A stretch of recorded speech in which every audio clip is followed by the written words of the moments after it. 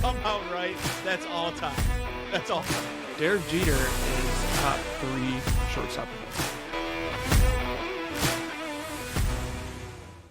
Good morning, good afternoon. This is Tanks and Tuddies, presented by Tubbs and Franke. It was a good week for me. I had a good week. We'll get into why it was a good week. But let's just start out. Dynasty update as always. Locks and Longshots. Got quite a few locks this week. Very excited to get into it. And then we've got my pick tracker, MLB, college football, NFL, all the above. So we're going to try to make it quick, try to keep it going. But let's get right into it. The Dynasty update. By the way, I do have on playoff baseball once again on this screen. So when you see me looking over here, I apologize in advance. However, Dynasty, I'm 11-1 at Minnesota. I'm number 2 in the nation heading into the conference championships. Just building an absolute empire up there in where even is the University of Minnesota? Is it in? I think it's in St. Paul. There you go. So just building a dynasty up in St. Paul. Having lots of fun right now. I love the team. Castellanos almost just robbed one. And then he lost it on the transfer. I'm sorry. I got to lock in. I don't care about this game. Yeah, I'm still probably leaving at the end of this year. I'm hoping we can play some tonight. I'd like to see where I'll be going. Yeah, just running through teams. I had a gauntlet of a schedule too. Wisconsin was ranked number 5, just beat them last night. Beat Ohio State. I don't remember who I lost to. Might have been LSU in Death Valley. They're always tough. But the main thing here is that I do well every season. I should have some good fucking offers at the end of the season. I'm really hoping. But why don't you talk about your team? Because you did something very impressive. Yeah, San Diego State was not what I hoped it would be. As always, weekly sirens. They know a lot about San Diego State. They're coming to put the fire out that is this team. We just turned around. We got on an absolute run. We started the season 1-6, not good. Turned around, finished the season 6-6. Ripped off 5 straight wins, finished the season. Offense looked good. Defense was playing better. Recruiting looks good. I think that next year, I did clinch a bowl game, so I do have one more game. Could finish 7-6. Job security is at 100% right now. I think next year, I'm fucking dying over here. But, I think next year I may finish probably 8-5. I think I might need one more year to truly get the full potential out of this team. Recruiting still needs like one more good year. Defense is losing a lot this year. So defense might be rough. I did get the number 1 defensive end recruit in the nation, I believe it was. I had no right getting this guy to come to my school, but if you throw him enough money, they'll end up there anyways. So, no, I do have a couple decent recruits coming in. My quarterback next year will be a sophomore. I believe he's currently a 75 overall freshman. So I'm hoping he's somewhere in like the 78 to 80 range as a sophomore. Ride him out for a couple of years. I think this team might be decent next year. Hopefully 8 wins. 8-4 would be really, really nice if I could build on that. So we'll see. But yeah, I'm excited for what this team can do. So yeah, I'm really hoping I get a nice offer. Just because my recruiting is not looking good. I've told you the last couple times we played, my recruiting looks horrible. Mm-hmm. So really hoping to move on to elsewhere. I might just take anything I can get. So yeah. Before we go any further, I didn't put this in the notes, but we'll update on the giveaway that I mentioned last week. We did not gain any followers or any subscribers. Views were up, but people were not subscribing. So a little disappointed in that. Only Get it one together. person commented. That was Dennis. So thank you, Dennis. Thank you, Papa. Appreciate you, Pops, for the comment. But yeah, no giveaway this week, and I'm not going to run one this week. Maybe a couple more weeks down the road. Once we start building up these subscribers a little bit, there'll be more. But for now, absolutely nothing. Locks and Longshots then. Locks, I'm at 35, 26, and 1. Last week had a midweek. Falcons minus 1.5 versus the Bucks. That won in overtime. Vikings minus 2.5 versus the Jets was another winner in London. And then probably the worst pick of the year so far. Ravens Bengals under 50.5. Huge L there. I believe they scored 79, 80 points. Not good. Bills minus 1 versus the Texans. They sold. That pissed me off. Why is Buffalo throwing it 3 straight times on their goal line? We'll never find out. Youngwei Koo, what was it? 59-yarder for the win. Congratulations. Yes. But that pissed me off. So this week I went absolutely insane. I've got MLB. Texans had a 59-yarder. Oh, that's right. Wrong kicker. Wrong ethnical kicker. Sure. So I went dummy on the locks this week. I just saw a lot that I loved. Big college football weekend. There's a lot of good games. And I basically took a pick in every big game. A lot of favorites, though, and I'll tell you why. First up, though, MLB, Tigers Moneyline, Game 3 versus the Guardians. I'm not going to say anything.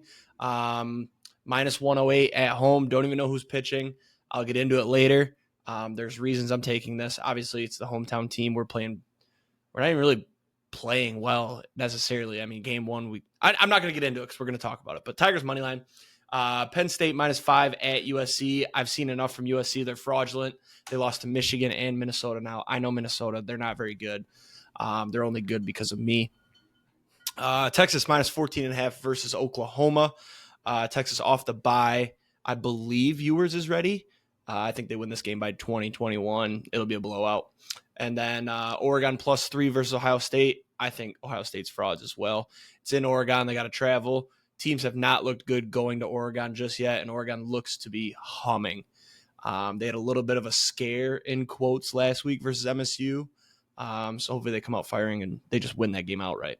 Ole Miss minus 3.5 at LSU. This is the only one I'm really worried about. Ole Miss has not lived up to the hype this year, I'd say, but I haven't seen anything out of LSU that makes me say, yeah, I'm going to take them plus 3.5. So roll with the favorite.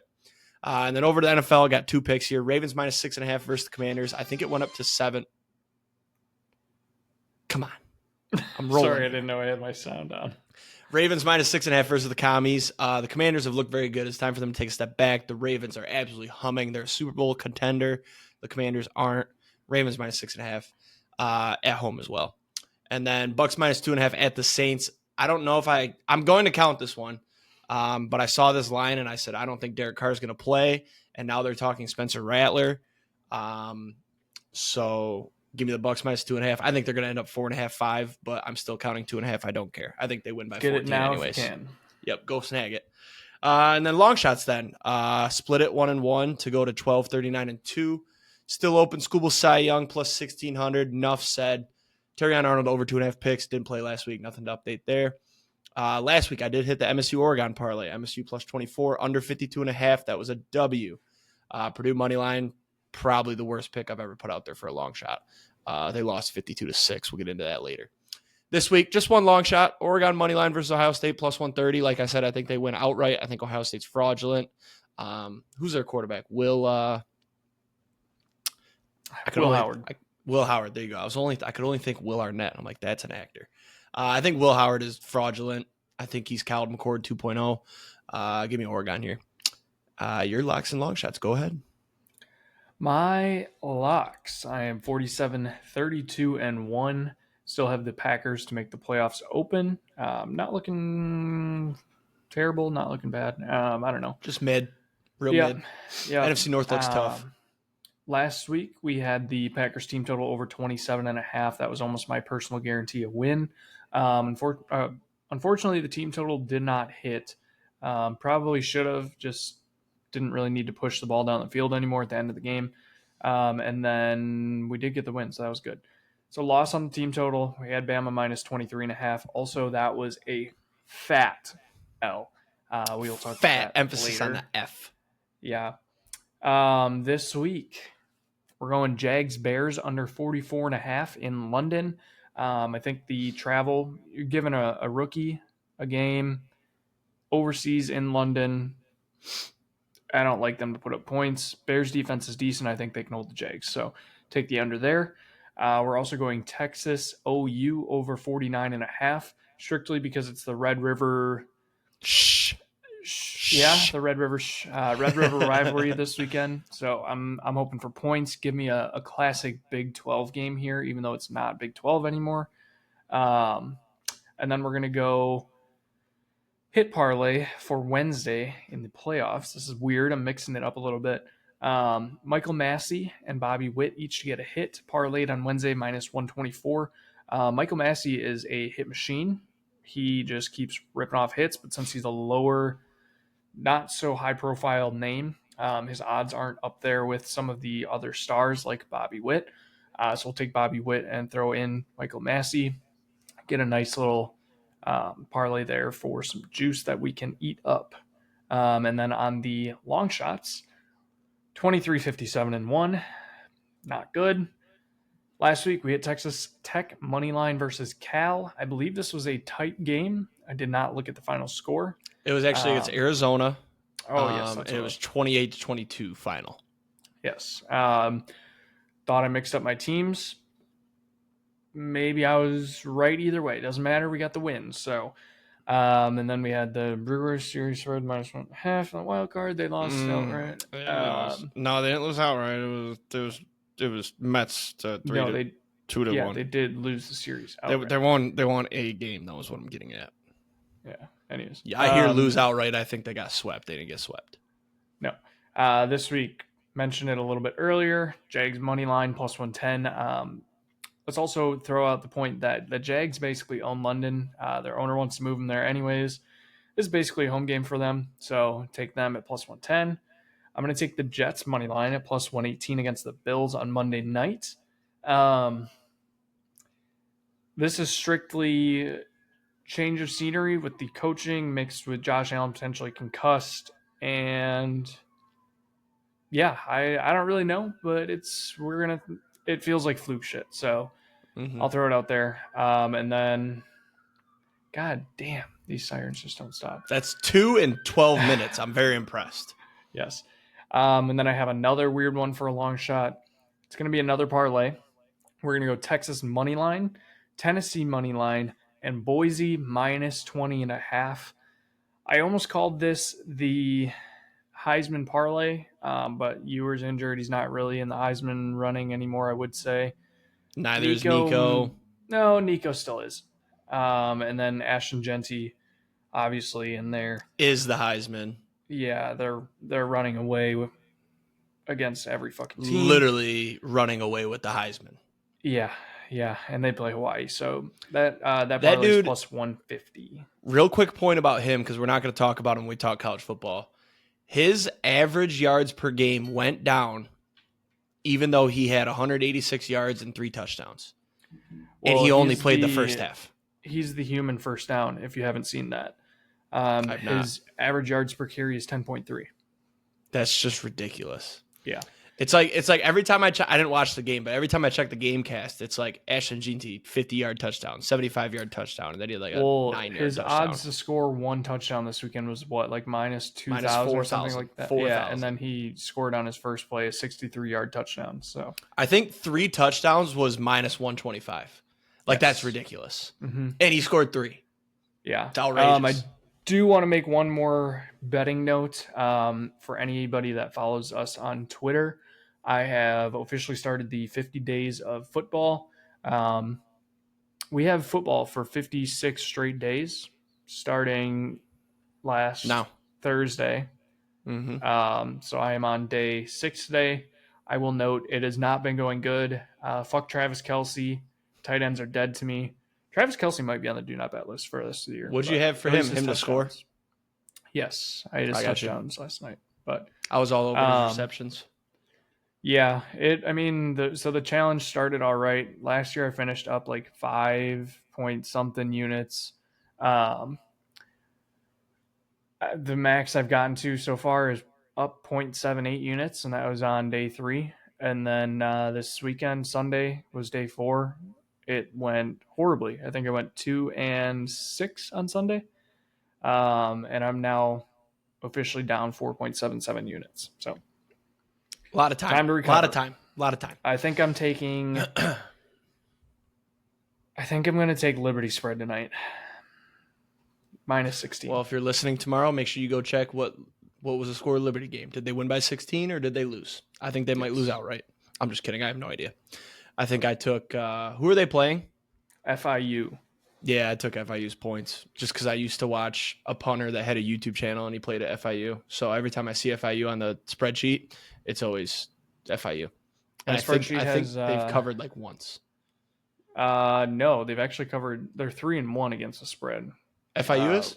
Liberty is 1-2. Oh, maybe I'm doing over-unders and shit then because I've noticed that every time I pick an FIU game, I get it wrong. But speaking of my picks, last week we had a great week. Overall, now I'm up to 208, 189, and 4. I'm not sure on the percentage on that, but next week I'll start doing the percentage. Last week, 30 and 18. 208, 189, and 4. 189, 4. So we go 208 divided by 401. You are 51.8% against the spread. You're doing that wrong, though, because you're counting my pushes as losses. Pushes aren't a loss. No, I'm not counting them as losses. I'm counting them as total bets. Yeah, but if you do 208 divided by 401, you're counting 4 of those as a loss. You've won 51% of your bets. Your pushes don't count as a win. They are even, though.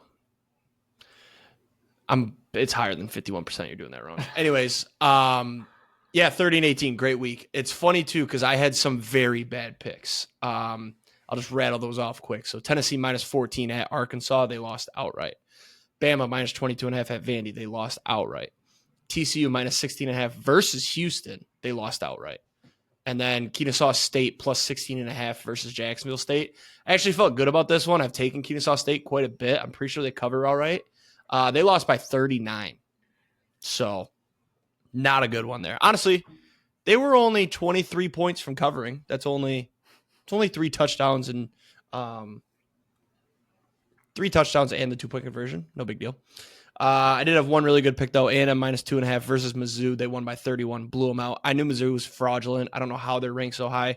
Same with Michigan. Like, how are we ranked so high? Also, another good pick was the Michigan over. I think they scored 44 total. The over-under was 41. I didn't want to pick a spread in that game because I was like, Michigan's a dog, so I'm not taking Michigan, but I can't take Washington because I'm betting against my team. So I was like, I'll just ride the over, and they hit the over. Same thing in the Minnesota game. I think I did the same thing. I took the over, and it hit. So yeah, that's the Tubbs pick tracker. What's your record on the spreadsheet? I had a tough week on mine. I went 37 and 39 down to an overall percentage of 53.38%. Means I got some work to do on the spreadsheet. Yeah, I mean, still profitable. So that's if I was betting everything, now, which I'm not. So is your spreadsheet picking something from every game? Or does it only pick things it likes? Okay. Yeah. So I was going to say, I think it's impossible to hit at above like 55 if you do every single game just because of fuck shit. Yeah. So, I would agree with that. If I can get to 55% at the end of the season, I'll be very impressed. But I honestly did this as a lesson, not really like at the start, but I've kind of like realized I'm like, this is a good lesson that the less you bet, the better chance you have to make money. You're not going to profit betting every single fucking thing you can. Yeah. So, if you look at long shots, don't do plus 1,500 parlays trying to make money because you won't. They're fun to hit every once in a while. But look at our long shots. We can't hit a goddamn long shot. We throw out plus 150s. So, I bet Oregon's going to lose because I took them as a long shot. I have a lot of games where the spreadsheet will take both a spread and a total. And then I have a lot of games where it won't pick anything. Touch on my worst and my best ones real quick. TCU Houston, I had TCU -16. They lost 30-19. Wisconsin Purdue, I had the under 44.5. Wisconsin covered that by themselves, 152-6, which I can't say that was that bad, but oh well. Wake Forest, NC State, Wake Forest +4. They won 34-30. UAB Tulane, I had Tulane -18. They won 71-20. I had that too. Or I had the over in that game. Bowling Green Akron, I had Bowling Green +16.5. They won outright 27-20. I think I had the under.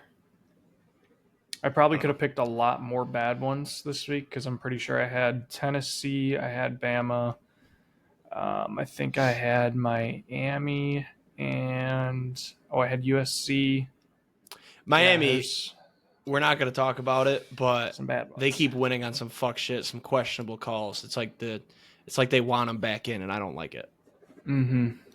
But MLB, then I'm going to start by saying that take the bias out of it with my team performing well. I think this has been one of the more entertaining postseasons of all time, just across the board. There's been some fantastic games. We'll get into all of them. The Dodgers-Padres rivalry that's brewing is amazing. Well, not even brewing, just continuing. We'll talk about it. But let's start with the Tigers. Very exciting. They beat the Stros. They swept them. Huge comeback in game 2. I was watching that game. We gave up the 2 runs on some bullshit. I don't know why Hinch put Jackson Jobe in there. And then Andy Ibanez, the oldest player on our postseason roster, hits a 3-run bases clearing double. Or no, was it a triple? I think it was a double. Just amazing. No, it was a triple. And then that was off of Hader, by the way, who makes more per year than our whole entire wild card roster did. That was funny. And then, it was nice to beat up on him for you. And then we dropped game 1 of the Guardians. We look like the normal Tigers. We lost 7-0. But if you break that game down and you take out the 3-run bomb, we didn't perform that bad. So Scooble on the mound, game 2, I was like, all right, all we need is like a run or 2. He's going to shut him down. And that's what he did. He went 7 innings, got out of some good jams. Absolutely pumped up. There was a video of him coming off the mound after the 7th, and he just goes, shut the fuck up, just to basically all of the fans. Awesome. I saw somebody's tweet that summed it up perfect, is that he's got everything you need in your ace starting pitcher, and that is you got to be a little bit of a psychopath, and you got to have crazy amounts of skill. And he's got all of it. He a huge psychopath. He hides it. Definitely have to be a psychopath. Yeah. Like you look at like Scherzer, psychopath. Who are the other great pitchers that are psychopaths right now? Flaherty. Any closer is Flaherty's not great, but that motherfucker told. What did he say to Machado? Well, shut Machado the fuck up, told him to meet him motherfucker. outside. Yeah. Yeah. And I bet you he did go outside. He took that from Adames, but yeah. So, anyways, back to game 2 of the Tigers Guards. Top of the 9th, it's 0-0, and vibes are low. To be honest, I'm like, Guardians are going to come up and pop a little bloop single to win it in the 9th, 1-0. And then Carey Bonds Carpenter hits a 3-run bomb, no doubter, off of Clase, who 1 hasn't given up a homer to his slider in like years. 2 was definitely in the Cy Young conversation, and 3 just easily the best reliever in baseball. So the fact that we did it off of him, 110 miles an hour off the bat, that's 6 miles an hour faster than any other baseball that's been hit off of him this year. Just incredible. I mean, I was at bowling when it happened. The whole place was rocking. It was so fun. And I couldn't stop texting you guys just the thoughts that were running through my head about this is the best, like happiest I've been since January 8th, which was when Michigan won the championship. And it just, postseason is so much better when your team is playing, but this postseason has been incredible. We got game 3 coming up tomorrow as you're listening to this today. And I'm going there for game 3 of the ALDS. We're going to shut these Guards down. I'm so excited. Sid's sister got us some free tickets. Very, very, very excited. We're heading down there. We're going to leave at about 10:30. Get down there, pregame a little bit, get to our seats, hang out. And hopefully it's an offensive performance because our offense has been stagnant. I mean, we got guys on base last night, but couldn't do anything with it until Carey Bonds came up and just fucking bam. The other thing I was doing is when I got home from bowling on TikTok, I had to watch the game sound. It was awesome.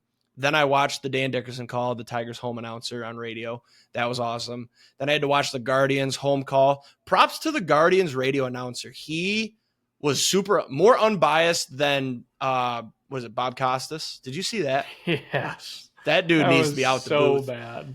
Just super biased in the Yankees game if you guys missed it. But yeah, watch that. And then obviously people put the Moneyball music over it. That was great. the Titanic music. That was great. So just living off of this until Wednesday. Hopefully we win Wednesday, and then I'll go back and keep watching more. So yeah, I'm at an all-time high right now. I got the Lions back on Sunday. Vibes right now, I would say we got 2 games in Detroit. Let's say best case scenario is sweep, obviously, in Detroit. Worst case, you drop. Well, worst case, you get swept. But realistic worst case is you split. Then you go back to Cleveland on Saturday, I believe. Yeah, Saturday. But then you got Scooble game 5 on 6 days rest or 5 days rest. I like our chances. That dude's a psychopath. He definitely locked up the Cy Young, by the way. I don't want to mark it as a win until he actually has the trophy, because it'll be a reason to talk about him again. Just one more time, until he gets that big contract. So yeah, I'm at a high, and that's that. Fuck the Astros. I don't know a single person outside of Houston that was rooting for the Astros. Maybe a couple people with money on them, but yeah, fuck the Astros. And then your Brewers. We had a bad thing happen. Let's start with that before we get your thoughts. So I was wondering if this is going to get brought up or not. Game 2 of the wild card, the Tigers-Astros. You texted me in the top of the 9th while the Tigers were batting. You said, congrats on making the ALDS. And it didn't piss me off, but I was like, is he trying to do some fuck shit here? Like, did he bet on the Astros? I'm like, this is a very clear jinx. We still got to get through the 9th. So in my mind right there, I was like, okay, if the Brewers win, because I believe the Tigers played before the Brewers that day. So I said, if the Brewers win game 2, and in game 3, if we're in a similar scenario, I'm going to get them back. So then we get to game 3. Brewers are up. They're batting in the bottom of the 8th, and they're up 2. Yep, so I'm like, okay, 2-run lead. I'm like, I'm going to do it. So I said, hey, congrats. I said, can't wait to see Dodgers Brewers in the NLCS.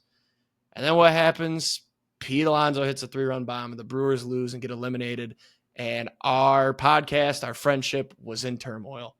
Luckily, you were very good about it. You were a little pissed. I don't know how pissed you actually were, but you held it in. I let you cool off for a couple days. I didn't send any memes your way. There was a lot of very funny ones I sent to Javi. But your thoughts on it? On the attempted jinx or on the series? To be honest with you, I didn't want a jinx. I wanted the Brewers to keep going because it's good for the podcast. It's good to talk, and we can have fun on the podcast. Now I feel like it almost feels like I'm bragging, and I don't like that because your team's eliminated. But there was nothing in my being that was like, man, I really hope Alonso hits this bomb. Like, my heart sank when he starts laughing. That's when my heart sank. Yeah.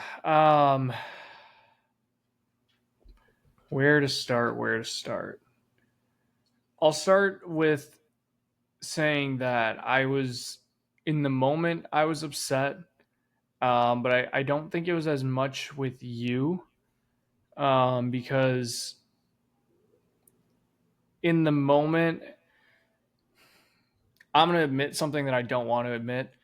When I was watching the game and Pete Alonso came up, we had 2 guys on. I was like, I got very scared, and I was like, shit, we might lose the lead here. Oh no.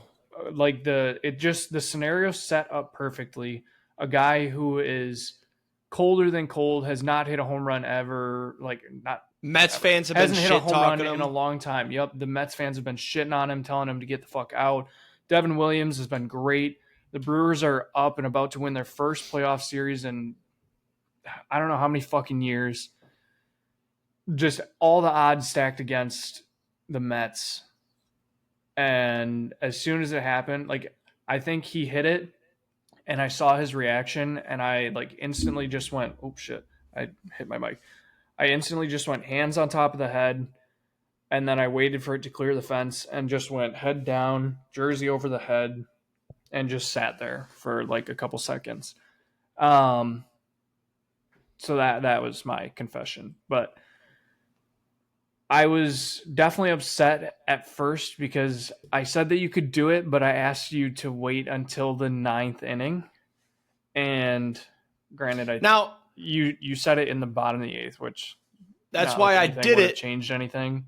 Because the only way was for some fuck shit in the top of the 9th. Because if I said it in the 9th while they're batting, that's even worse if you ask me. Yeah. Then you really jinxed it. The loss itself definitely hurt a lot, but I don't know, like, if I don't know if it hangs on for as long now that, like, we've had this happen for the last how many years.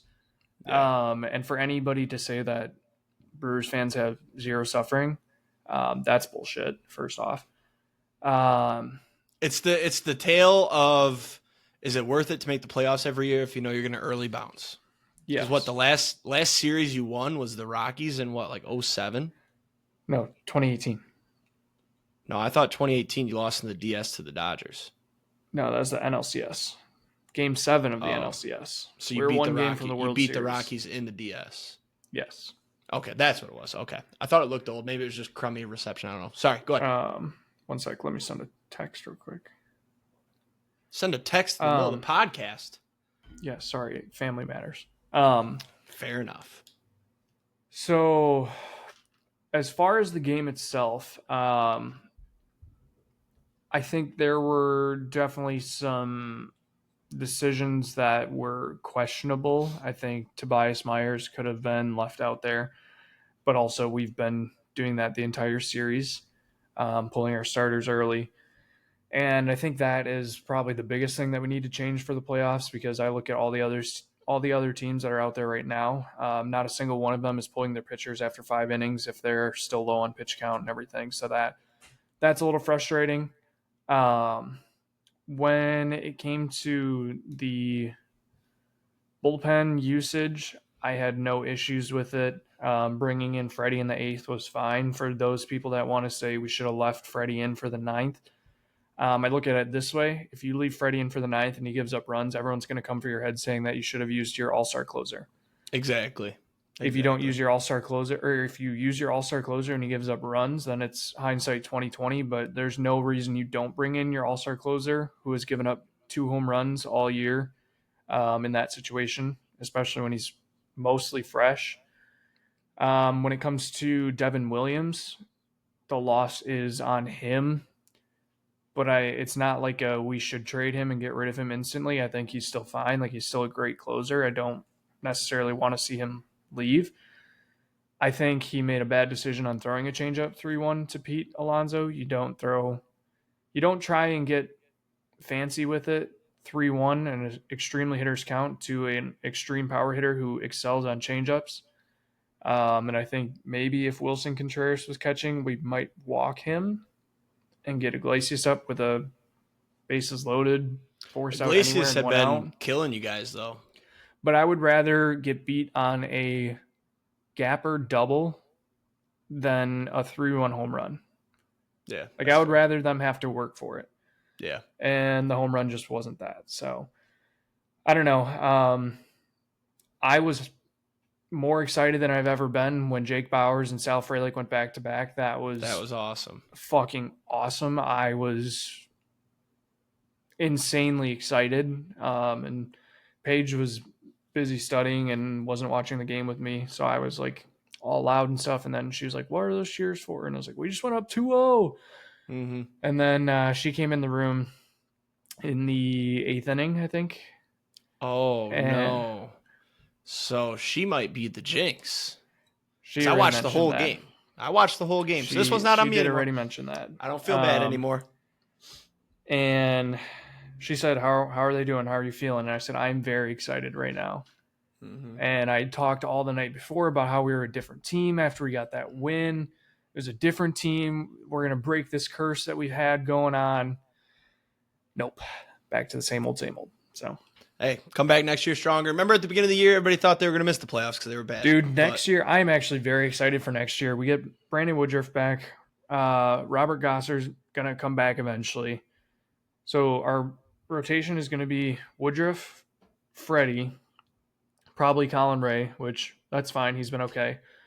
Jacob Mizorowski, most likely coming up. Oh, I have the hiccups. Most likely coming up from the minors. And then Tobias Myers as the 5th. We could go out and sign one more if we really want to. Don't have to. Willie Dom is probably gone, but shortstop's going to be filled by Joey Ortiz and then we have Brock Wilken and Tyler Black too. We have a lot of prospects that are ready to go, and all these rookies are going to get another year, so they're going to be so good.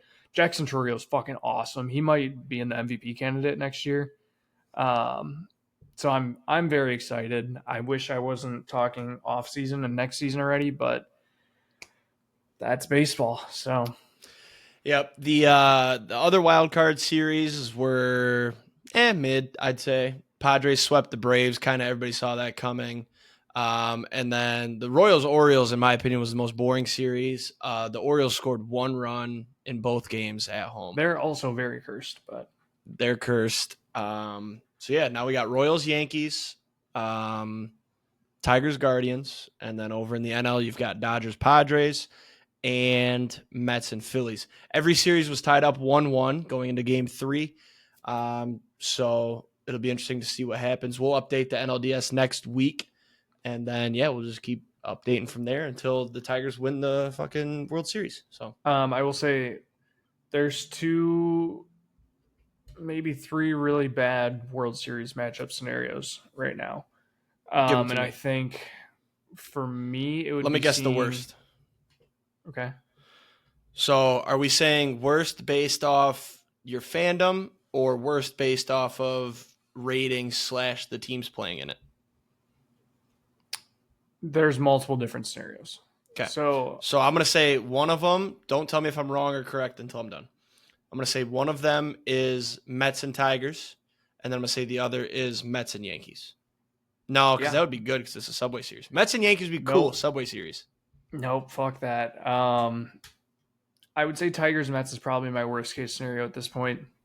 That's just fair. To see they both seem like fucking teams of destiny right now, which is really pissing me off. However, the Mets payroll is not the payroll of a team of destiny. Let me tell you. No, but the way that they're winning games makes them seem like a team of destiny. So if I get Tigers Mets, that's going to be extremely frustrating because I will not cheer for the Mets, and I can't cheer for the Tigers to win. I can't cheer for the Tigers to win a World Series before the Brewers. Okay, fair enough. Mets Yankees is just quite possibly 2 of the worst fan bases I've ever encountered. And then Dodgers Yankees would also be Dodgers Yankees, atrocious. And I predicted it at the beginning of the year. So I've got right now. I've got my postseason picks are out there. I think I had the Yankees honestly, over the Dodgers. I think most fun would be probably Padres Royals. Ooh, Padres Royals or Phillies Royals. I like the Phillies. Also, Padres Yankees would be fun just for the Juan Soto storyline. Yep, that would be good. And Michael King. Yeah, that's part of the Soto storyline, though. All right, let's fly through college football. We already kind of mentioned a lot of upsets this week. We won't talk too much on everything. We'll just start with Michigan. They lost to Washington on the road.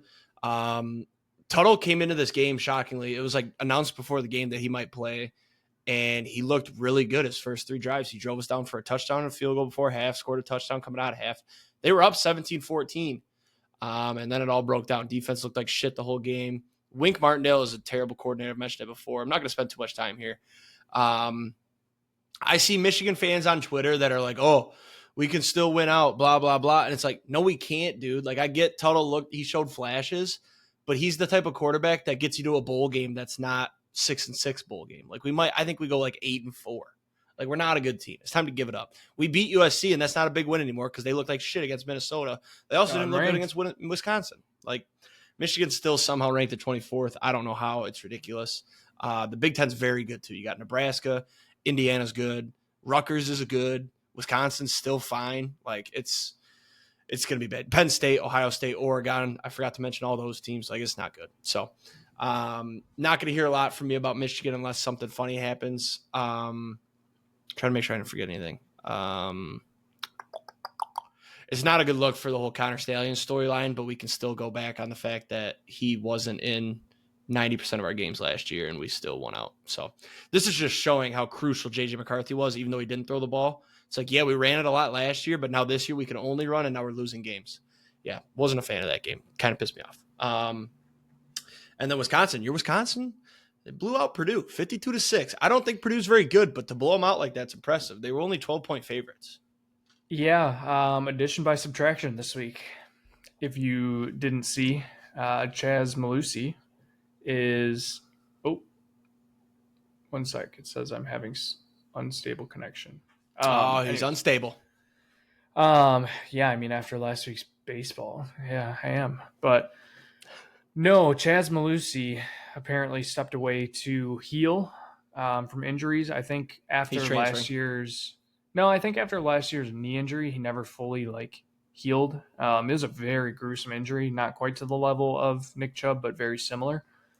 So I think he's just trying to finally get healthy. But that's fine because I really like Tawi Walker.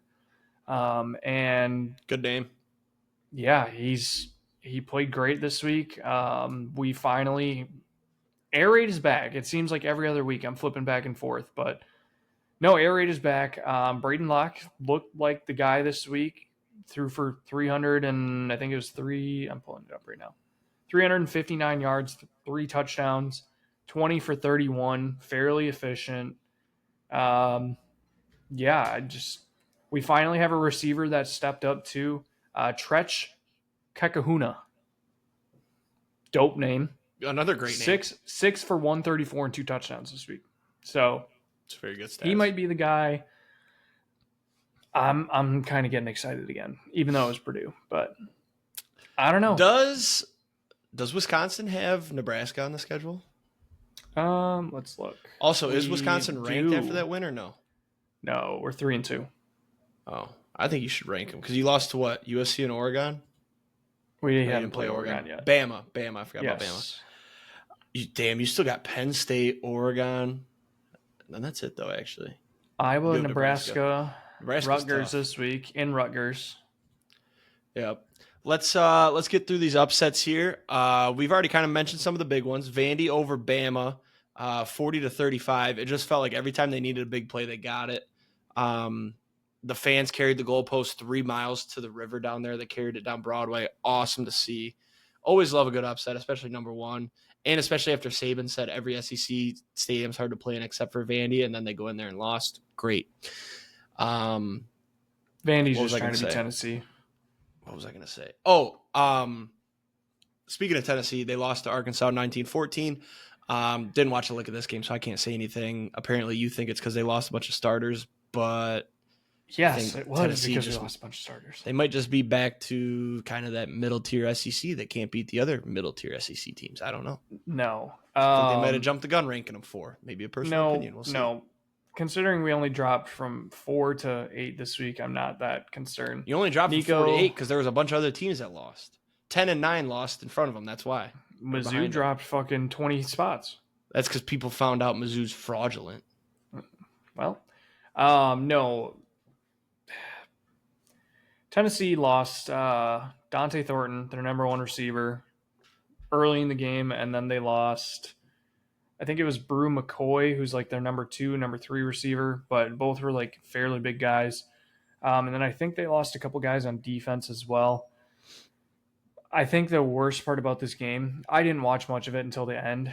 I turned it on for like the last, it was right after Arkansas scored on their last drive. The most frightening thing I witnessed this entire game was the last play of the game when Nico looked like Joe Milton and decided to, I'm not really sure what he tried to do. He tried to run. Oh, I remember that. Down the field on 4th and. Well, he got the first down. He got the first down. Didn't. He did. It's just the problem is they ran out of time.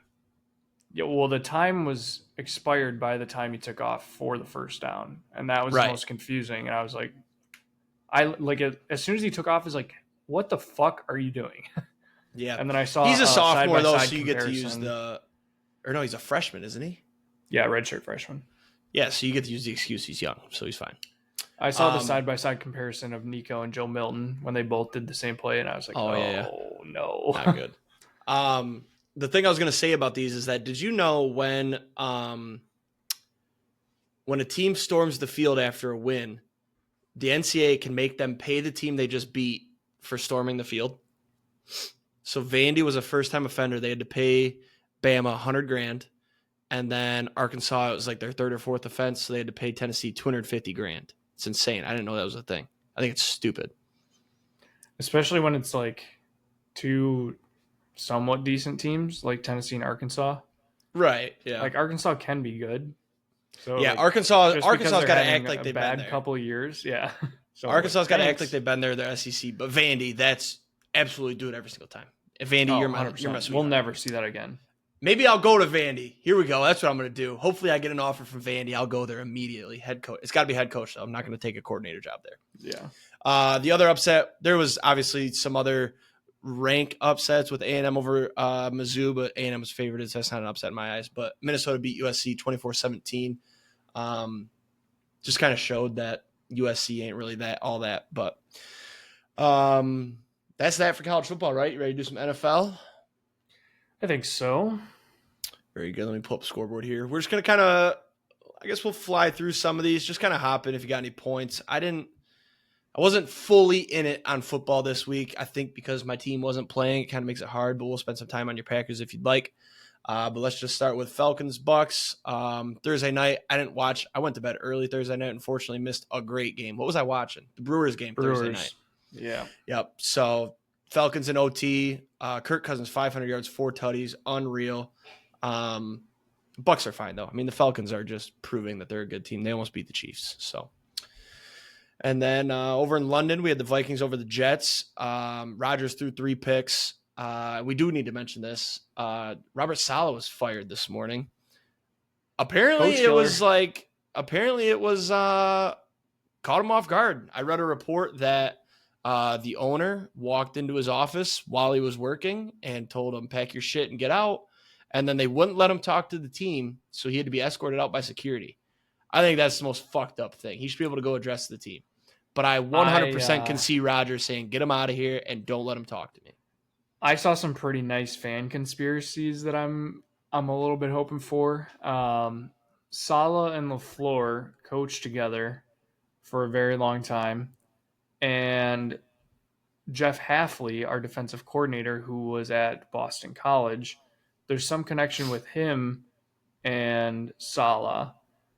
And if you saw the defensive metrics of the Jets since Saleh was hired, they were first in like EPA and first in something else. It helps that they had some dogs.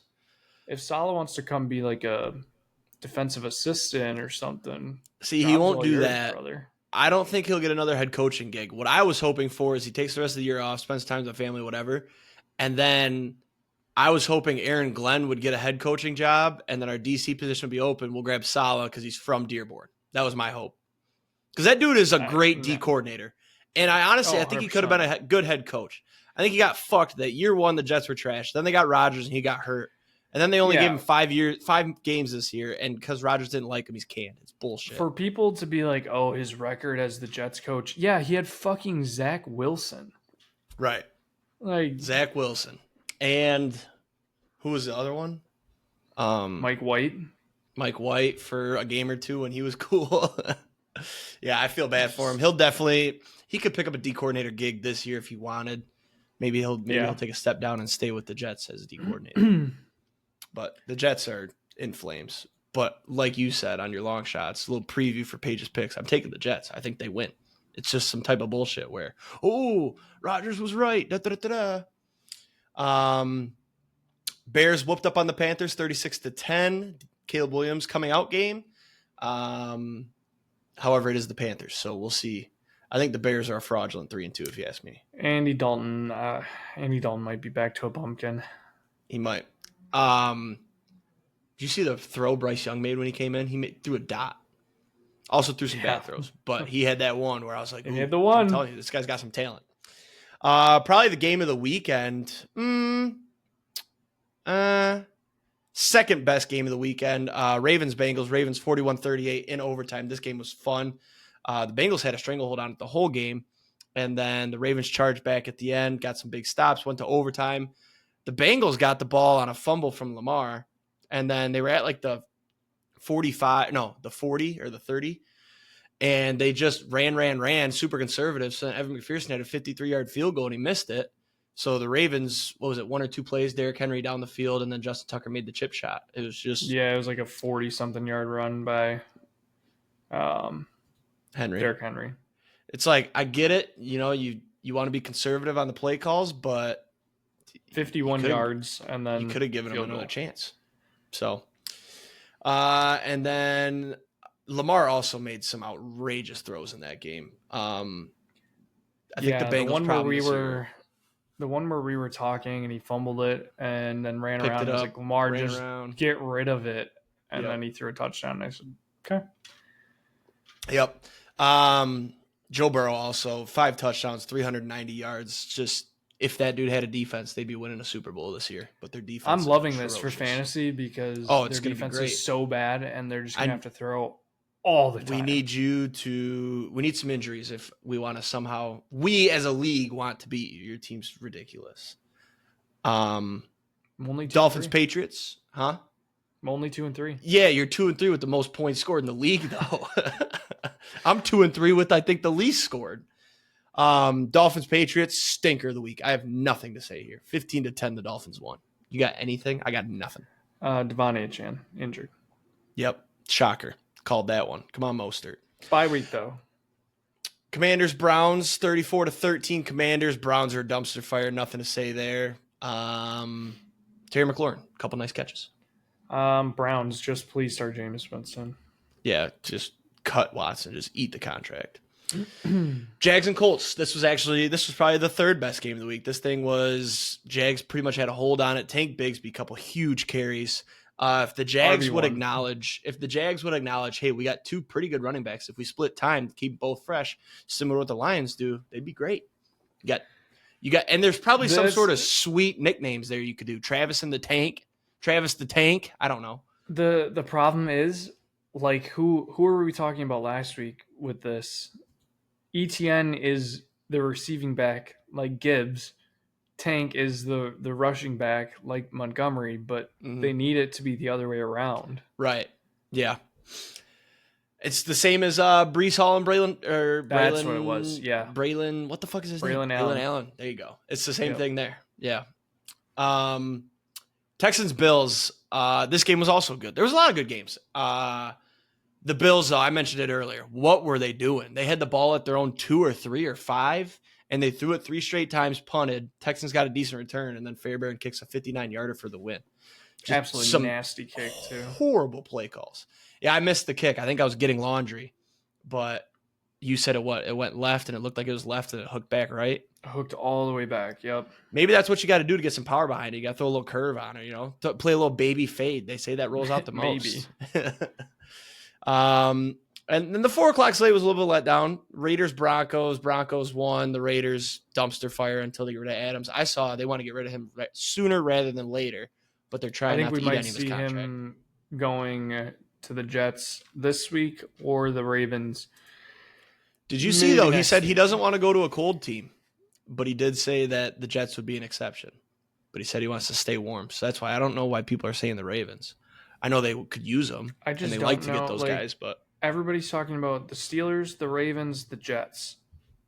Yeah, all of them are cold. Where is he going to go? I think he's likely to go to maybe what I saw was fake. I don't know. I don't really fact check too much on Twitter anymore, but I see the Jets happening fast, especially they definitely fired Saleh because what's his face didn't like him. Yeah. Dolphins won't get him. They don't need him. They have OBJ. They already got a veteran. What about the Cardinals? That would be fun. Cardinals would be cool. Speaking of the Cardinals 24, 49ers 23. Yeah, congrats on reading a score. I've read a lot. Yeah, so. I've read a lot of them. Hop didn't off. Say the Bills, Texans, but yeah, my take on Brock Purdy is just the most perfect take of all time. This guy is out there and he's drooling on himself without his 5 all-pro receivers / running backs. He did have most of them.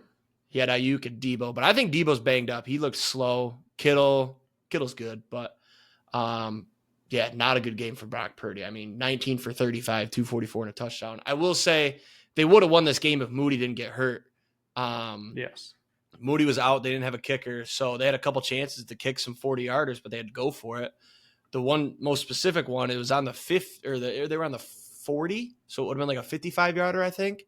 And it was 4th and 22, and they went for it. I think they were up, and they went for it and didn't get it because it's 4th and 22. And then Cardinals drove down, kicked a field goal, I believe. So, but the 49ers would have won this game if Moody played. What do you do in that situation? Yeah. Their emergency kicker was the punter, and then Juszczyk was holding. He actually held for an extra point. It was kind of funny. Or was it a field goal? It might have been a short field goal. But that's that game. Yeah, Purdy without McCaffrey is like basically putting me out there. I think I could complete 19 passes to Debo, Ayuk, and Kittle. Pfft. Jordan Mason's still good too, actually. I don't know. Key fumble, though. He does like to fumble. And then your team, Packers 24, Rams 19. Let me give my thoughts on this game. Jordan Love with one of the most historically bad throws I've seen. I'd put it right up there with Dan Orlovsky running out of the end zone. Bad take. It's not equal, but I'd say Dan Orlovsky running out of the end zone is like 1A. And then 3B is Jordan Love's throw to avoid the safety pick 6. That's pretty bad. Nope, At least Orlovsky only gave up 2. Was it a good play? It was a good play. No, I know you didn't see it. Actually, you were shopping. That's right. No, I did. I've seen the replays. You didn't see it live though. I wanted to hear your reaction live. I mean, I've seen the replays of it. That's basically the same thing, just not in real time. It's not live. I do genuinely think it was an okay play. It wasn't like horrible. There is no way you're going to sit here and tell me that was an okay play. No, I do. Let me explain. Because he no-look threw it up in the air for a pick 6. Kraft was the emergency check down, and as soon as he saw Love get hit and start falling, he gave up, and that's where Love was throwing. It was in that direction. And I can't put up. No, so if we give up the safety, he played 2 so points. Bad. No. If we give up the safety, it's 2 points. We give them the ball back. We probably end up losing that game. Pick 6, yes, we give up 6, but we get the ball back, and we ended up going back and scoring anyways. You kicked a field goal. So it's a 3-point swing. No, it's not. You could have given up a safety, gotten a stop. But if you give up the pick 6, then you don't have to get a stop. We are going to move on and talk about something else because you are outrageous for trying to say throwing a pick 6 is better than taking a safety. Or Jordan Love, realize you're standing in the end zone and throw the ball away. That's another option. I'll have to find the video that I saw that made me think, okay, that was a good play. Because no, it was. No, it's time to move on. We're already at 57 minutes here. You're going to waste more time talking about how a pick 6 was better than a safety. That's fine. Packers won. They did win. A win's a win. And it was your personal guarantee. It did get scary. Lions actually lost the bye week because the NFC North went 3-0 this week. That is true. Jordan Love, by the way, stat line, just because I'm a big hater, 15 of 26, 224, 2 tutties, and an interception. He would have had way less yards if Tucker Kraft wasn't awesome. So, Giants, Seahawks, Giants 29, Seahawks 20. Giants maybe okay, slept on, or Seahawks ass? I think Seahawks are ass. I think the Seahawks. Ass. I think they're injured. This goes back to, I don't know if I brought it up on the podcast last week. I've been telling a lot of people. Teams after they play the Lions are 0-4, the last 4 teams. That includes losses to the Cardinals, lost to the Commanders when the Commanders were still the Commanders. Now they're good, but the Rams lost to the Bears, and now the Seahawks lost to the Giants. Who'd the Bucks lose to? The Bucks lost to the Broncos. Yes. So it's just it supports the point that the Lions beat the shit out of you, and then you're sold the next week. I mean, the Seahawks were at home and they lost 29-20. They had a chance to win it too. They had a field goal get blocked, but I'm not ready to say the Seahawks are ass. I'm just ready to say they need a break because the Lions beat the shit out of them. I'm so excited for the Lions-Cowboys this weekend. Cowboys at the Steelers. Cowboys 20, Steelers 17. Sunday night, this game was delayed for 2 hours. I didn't watch a lick of it. It didn't kick off till 9:45. I did see, though, funny stat, Dak Prescott, the only player in NFL history to throw an interception on 2 different days in the same game. That's a hilarious stat to say. You got anything on this game? I got nothing. I watched it, and I have a feeling that the Steelers might switch it up and go Russ soon. Justy didn't look that great. What was his stat line? Yeah, 15 and 27, 131 and 2 tutties. He had some rushing yards though, no? No, 627. Really. So I don't know. I don't know if like personal opinion, I think Russ is like really hurt and he's hiding it. I think he's dressing with no opportunity to ever come into that game. I don't know. I guess time will tell. Monday night, snoozer, Chiefs 26, Saints 13. Kareem Hunt, what is it, 2019 now? He's just all of a sudden running for 100 yards and a touchdown? Like, what the fuck is this? Like I said, bullshit. I'm glad that I have him on my fantasy team. Actually, it really is 2019. You got Kareem Hunt, 102 yards and a touchdown on 27 carries, and then Juju Smith-Schuster, 7 for 130. What the hell? Playing against Alvin Kamara, and we were just missing Michael Thomas. Yeah, that's all we needed for it to be 2019. Why does Fox do this with the 2 batters away? Bryce Harper. I don't care. Big man pick was awesome in this game. I did see that. You're really tweeting during the podcast? Yep. What a joke. Got to get my picks out for 50 days of football. Let's do Paige's picks then quick. You had a good week last week, 10-4. Paige went 9-5. I stayed even at 7-7. So total, you're 47-31. You got 3 back on me. I'm 40-38, and then Paige is 35-43. So let's start. 49ers at the Seahawks on Thursday. Paige is taking the 49ers. I will also take the 49ers. Going with the Seahawks, I think they bounce back because they didn't play the Lions last week, and I'm just going to keep rolling with the 49ers are fraudulent. They're not fraudulent. I'm just going to keep rolling with Brock Purdy can't play. I'm going to adjust my take. Brock Purdy is not good when McCaffrey does not play. That's my take. There we go. McCaffrey might be back in 2 weeks, they said. No fucking way. That dude has no legs. I'm convinced. I haven't seen a single picture of him. Nothing of him training. I'm convinced he had to get amputated in Germany. They fucked up some surgery and he had an amputation, and now they're hiding it. Jags at the Bears in London. Paige is taking the Bears. I hate that you are on the same page as me, but I will take the Jags. I'm on the Jags as well. I won't be able to get over the Bears. Won't be able to get over the Bears being ass and the Jags underperforming, and the Jags own London. We all know this. Cardinals at the Pack. Paige taking the Cardinals. That's fucked up. Packers. The Cardinals are due for one of those like games where they look unstoppable. Like they haven't looked good the last 2, but I'm still taking the Packers. I think the Packers defense very good. Packers defense very good. Jordan Love has been underperforming, so he's due for that breakout game where he looks like, holy fuck, I've got 10 more years of this shit. And it could be this week. I think the Cardinals Xavier defense McKinney, is really good. fucking stud. He's a dog. Colts at the Titans. Paige is taking the Titans. I'm going to take the Colts, and I have no idea how I feel about this game.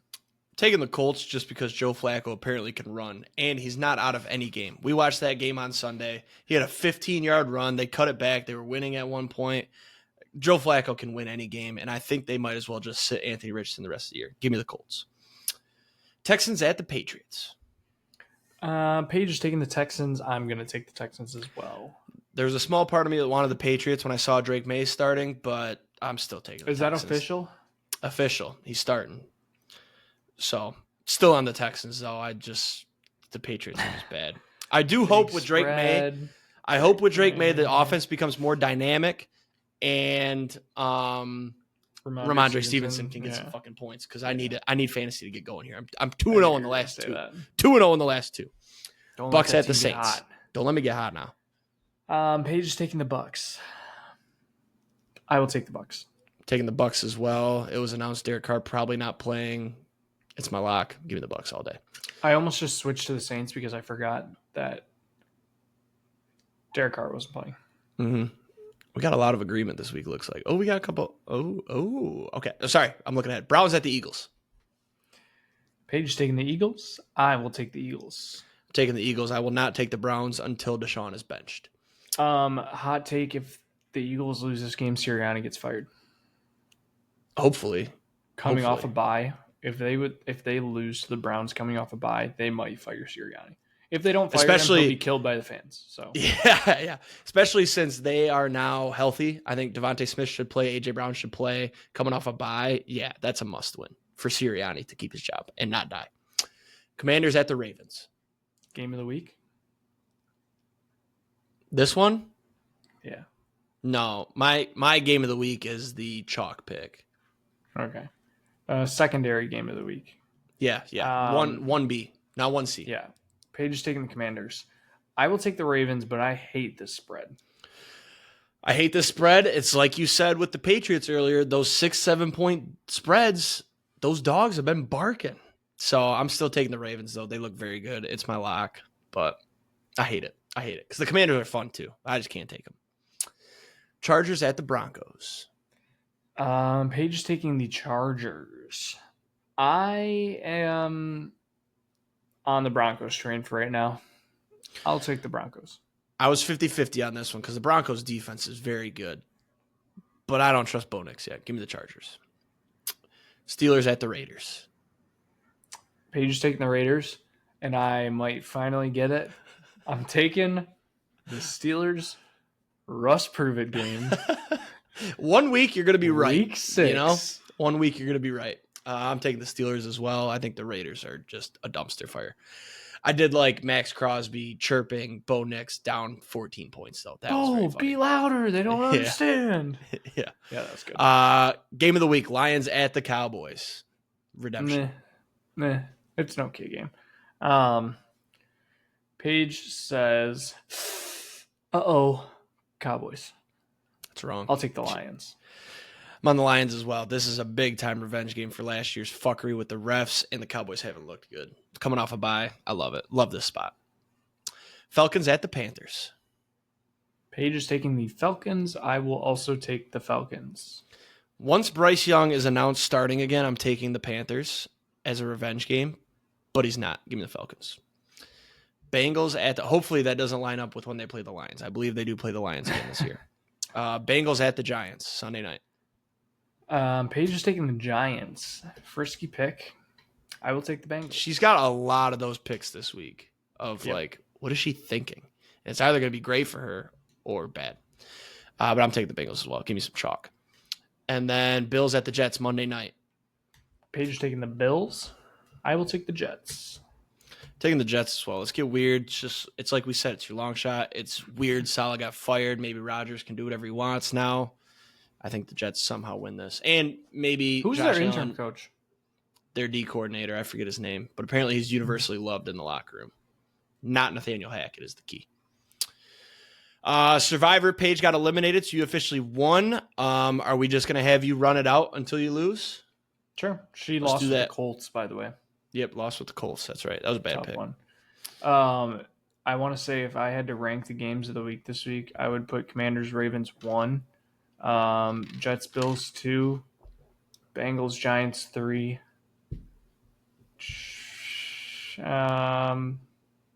Packers Cardinals 4. I can't. Are you trying to piss me off right now?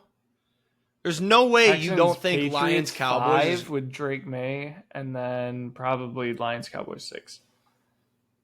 Let's wrap up this episode because I'm done with you. You know that's going to be a great game. Any game the Lions play in is automatically top 3 games of the week. I think the Cowboys are too banged up, and if their defense isn't healthy, then it's going to be a blowout. Will you just give your Survivor picks so we can wrap this up? Oh, I'm taking the Texans. Very good. That's our episode. Sorry, I got a text. Shouldn't have answered it. I just gave you shit for that. Go fucking Tigers. Everybody watch that game on Wednesday. Comerica's going to be rocking. I'm not going to have a voice on Thursday. Maybe I'll take a couple videos in stadium. I doubt it. I'm probably going to. Worried about tomorrow's game. I'm not. There's not an ounce of worry in my body. I think we put up maybe 9 runs. You know what? Score prediction. Write it down. I'm going to say Tigers. Say Tigers 7, Guardians 3. That's what I'm going to say.